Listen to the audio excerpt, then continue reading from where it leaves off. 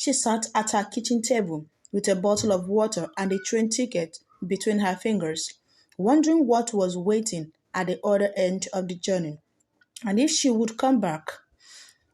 The next morning, London wore its grayscale like a uniform. Maya left her flat early, the train ticket tucked deep in her hoodie pocket, but she wasn't heading to Brixton station.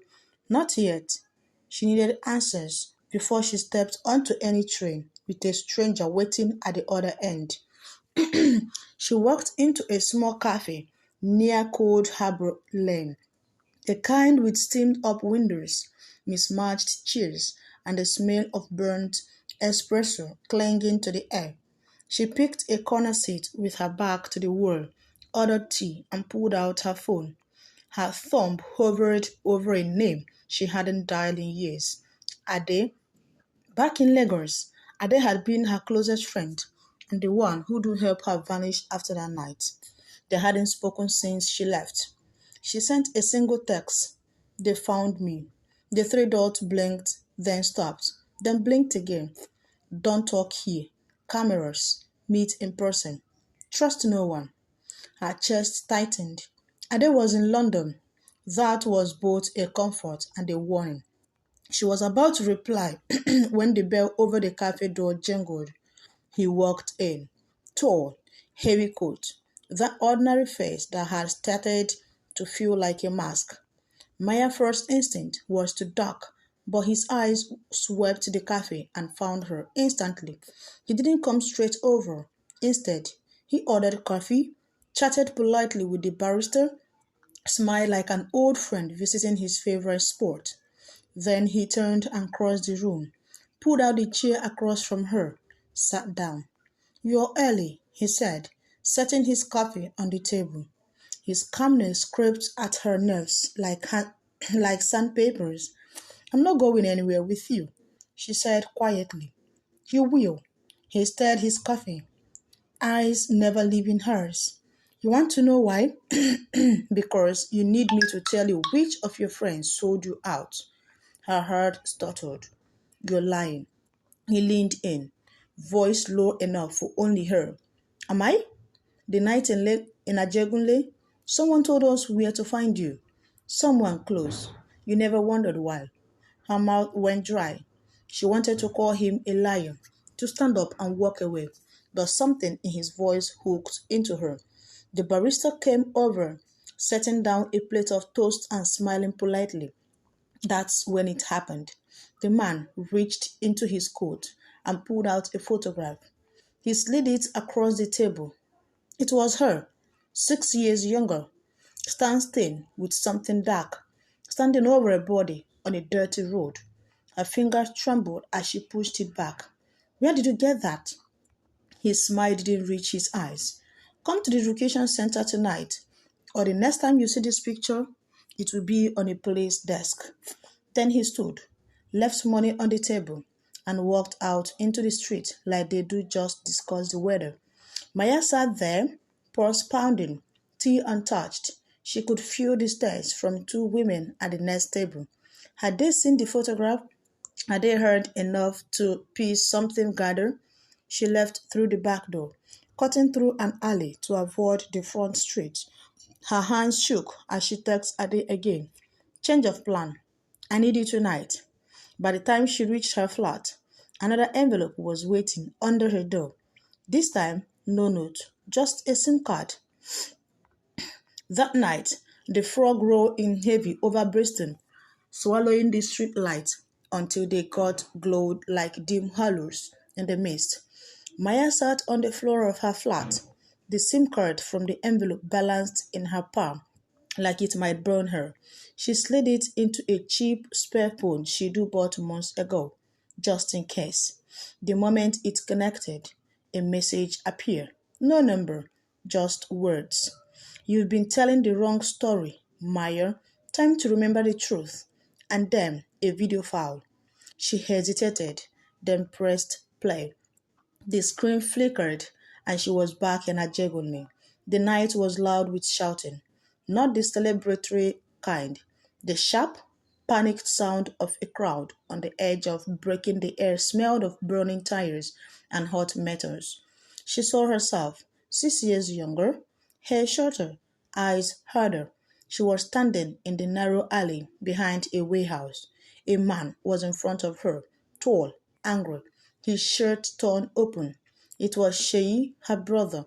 He was shouting at someone off screen. She remembered this moment.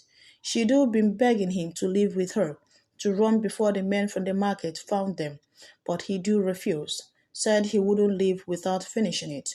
Then the camera shifted, and there was another man on the ground, a blood soaking his shirt, a gun just out of reach. And then the part she never spoke of, not even to Ade, the moment she hovered something into her hand, a knife. The handle slicked with someone else's life. Maya, Hidu said, voice low, urgent. They are coming. They need to see you. You did this, not me. Shidu being frozen until the sound of footsteps pounded down the alley, and without thinking, Shidu tightened her grip on the knife. The men who arrived had seen exactly what Sheyi wanted them to see. Maya standing over a bleeding man, weapon in hand. The voice ended there. She sat in the dark, the cheap phone heavy in her lap. Whoever had sent this, they do been there. They do recorded it, and now they wanted her to face it or pay for it. Her phone buzzed again. 8 p.m. Brixton Recreation Center. Bring the knife. Her first instinct was a call to Ade, but her hands wouldn't stop shaking. She didn't even know where the knife was anymore. She did left it behind that night, somewhere in the chaos. But if they do thought she had it, it meant something. Maybe the knife was more than a weapon. Maybe it was a proof that could clear her or destroy her. By the time the fog began to thin, Maya had made her choice. She was going to that meeting, not to hand over the knife, but to find out who had been holding her life in their hands for 6 years. And maybe, just maybe, she'd take it back.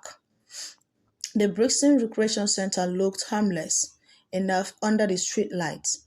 A brick building with wide glass doors. The muffled sound of basketballs thunging against a gym floor somewhere inside. But Maya's skin prickled the moment she stepped onto the pavement outside.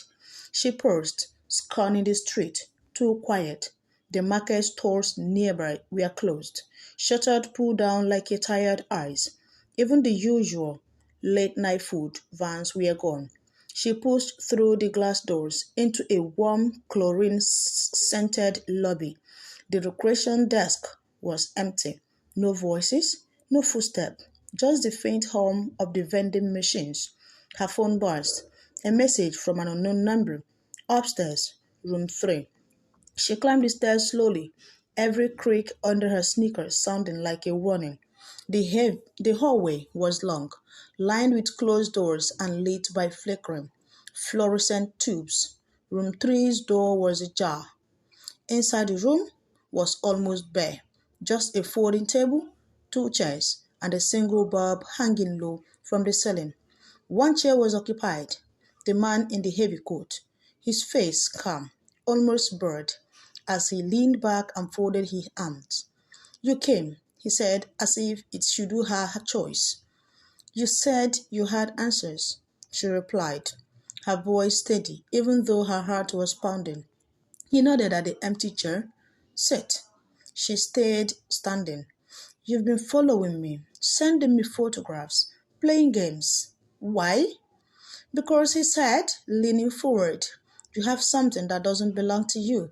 And because the people who own it, they don't like loose ends.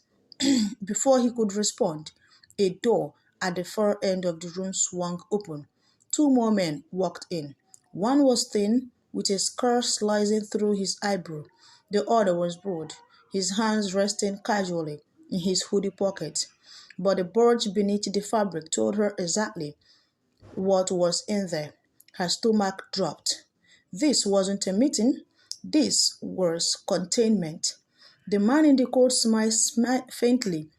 You are not here to talk, Maya. You are here to give us the knife or you will not walking out. I don't have it, she said, her voice barely above a whisper. That's unfortunate. He nodded to the broad man, who stepped closer, slow and deliberate. And then a voice from the hallway. Maya moved. She spun around. Ade, older than she remembered, but still with that sharp, restless energy in her eyes. In her hand, a metal pipe, gripped like she knew exactly how to use it. Everything happened at once. Ade swung the pipe at the broad man, catching him in the side. The thin one lunged, but Maya shoved the folding table into him, sending the single bulb swinging wildly. The man in the coat stayed seated, watching like it was all entertainment. "You're just making it worse," he called out as Ade grabbed Maya's wrist and yanked her towards the door. They bolted down the hallway, footsteps pounding behind them. The fluorescent light above them buzzed and flickered, throwing shadows across the walls. Somehow, below, the echo of shouts and slamming doors filled the building. By the time they burst out into the cold Brixton night, Maya's lungs were burning, and they didn't stop until they drew round two corners and ducked into a narrow alley. Leaning against the brick wall, Ade finally spoke. "They're not going to stop, Maya. That knife, it's not just evidence. It's worth money. A lot of it." Maya breath caught. "Money? What are you talking about?" Ade jaw tightened. "You really don't know, do you?" Before Maya could answer, the sound of footsteps echoed down the alley. Slow, deliberate. That whistle again. 3 notes. Purse. 2 short, sharp ones. The alley was narrow, the brick walls closing in like a trap. The fog from earlier still clung to the ground, swirling around Maya's ankle. She and Ade stood frozen, back to the walls, eyes locked on the dark figure at the far end. The man in the coat. He wasn't alone. Two others flanked him, the scarred man and the broad one from room 3. Running already? His eyes carried easily down the alley, too calm for a man who'd just been swung at with a metal pipe. We weren't finished. Ade stepped forward, keeping the pipe low, but ready. "Back off. You are not touching her." He smiled faintly, like she'd just told him a jack joke. "Oh, Ade? Always so loyal, even when she doesn't deserve it." Maya's chest tightened. "What do you want from me? I told you I don't have the knife." "You keep saying that," he said, taking a slow step closer. "But I think you do, or you know where it is. And you've been pretending all this time because you don't realize what it's worth." He reached into his coat and pulled something out. Not a weapon, but a plastic evidence bag. Inside was a knife, old, worn, stained dark at the blade's edge. Maya's breath caught. "That's not?" "Oh, it is." His eyes gleamed. "Your brother's knife. The one from that night in Ajegunle. The one that could clear you or put you away for life." Ade's grip on the pipe tightened. "Why are you showing us this? Why not just take it to the police?" "Because," he said, lowering his voice to a dangerous calm, "the police aren't the highest breeders. This blade has fingerprints, DNA. It's tied into more than one death, and certain people will pay to make sure it disappeared."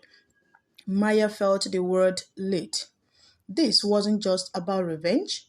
This was business. Her purse had turned into currency, and she was the one being auctioned off. The man in the coat stepped closer, his shadow stretched over her. "Here's the deal, Maya. You help me to tie up the loose end from Lagos, and you walk away. Refuse, and that little video of you with the knife goes viral before dawn." Ade moved between them. "We are not making deals with her." His smile turned cold. "I'm not talking to you." The air in the alley tied, every sound amplified. The distant bump, his hiss, someone's cigarette, and the hum of street lamp. Then Ade whispered without turning, "Maya, run!" But Maya didn't move, not this time. She stepped forward instead, closing the gap until she was just a few feet from him. "You've been chasing me for weeks. sending letters, following me, whistling like some ghost from the past.